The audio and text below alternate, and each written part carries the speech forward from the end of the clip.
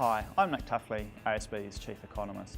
ASB has just released its quarterly economic forecast, and I'll give a few key call-outs of what that means for Kiwi businesses.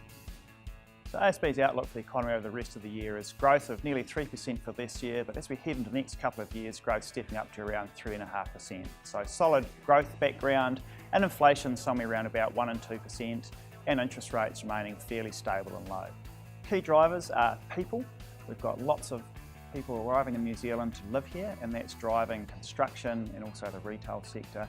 And the people story is also about tourists coming here and spending money.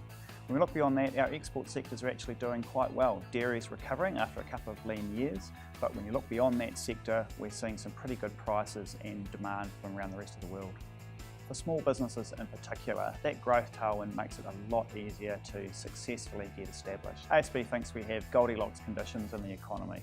What we mean by that is not too hot, not too cold. So we've got reasonable growth, but we're not really at that risk of overheating and seeing the economy go through a boom-bust cycle. Are there any things businesses should be wary of? The reality is the future is always uncertain. One thing to be mindful of for businesses is that interest rates over time will go up from these sorts of levels. So it's always good for businesses to ensure that they have a buffer in any calculations or scenarios they do about where their debt costs could go in the future. But the key thing to remember is life does go on.